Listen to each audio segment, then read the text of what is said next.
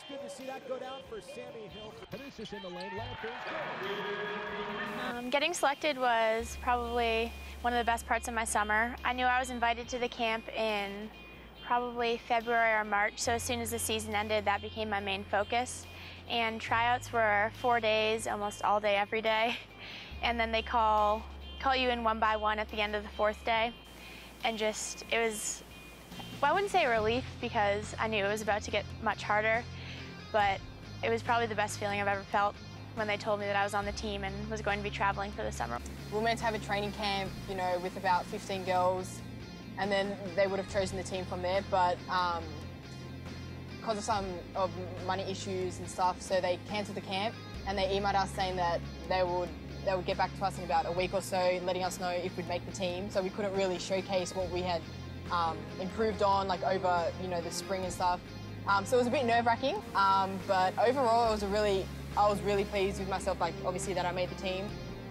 And having to play with some future Opals players that will be picked in for the next Olympics was a really cool experience, and they taught me a lot.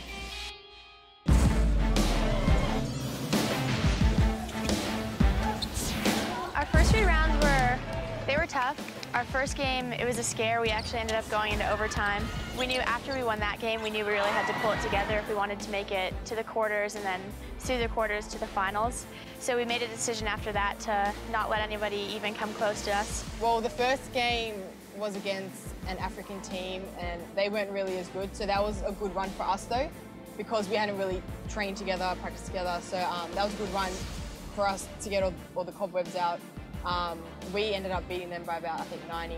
Then the next game was Brazil, which was a tougher game, and I'd say that was probably my best game against Brazil. What really hurt us was losing the quarterfinals against Japan, because we had played Japan in a practice game. We had beaten them by about 3 points, but we faced them in the quarterfinals and we lost to them, which hurt us, obviously, to try and get a medal.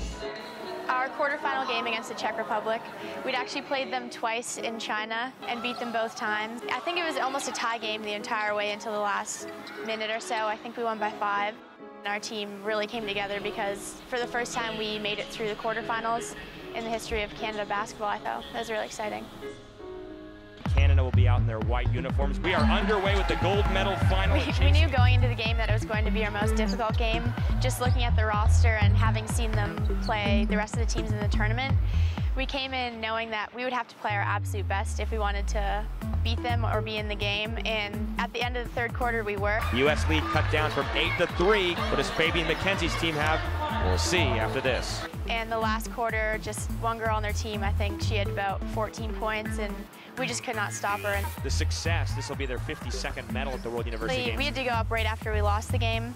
So walking to the silver medal platform was not the best feeling, knowing we just lost our final game. But as soon as we got on that podium and got our medals and we heard our national anthem playing, we realized that coming 2nd in the world was a pretty big deal, and we were honored to have represented Canada at that point.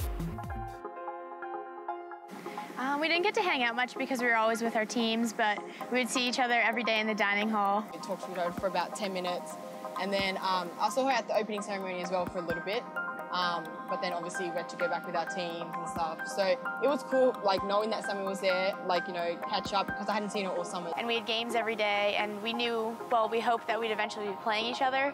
So it was kind of awkward at times, but it was definitely nice to have a familiar face there.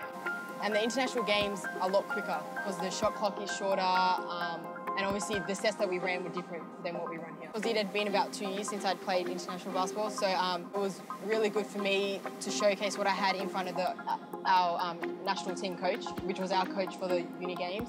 To get back to that pace that the international games played at, I'd kind of missed that a little bit. Almost every country in the world was there, and almost every sport was there too. So just walking around the village, seeing all these athletes from around the world and knowing we were all there for the same reason, it was just one of the best experiences because you got to meet so many different people who were all athletes trying to win. The point guard on the team helped me learn a lot from her, and she kind of showed me like little tricks and like how to read like certain parts of the game. So hopefully when we start playing this season, I'd carry that over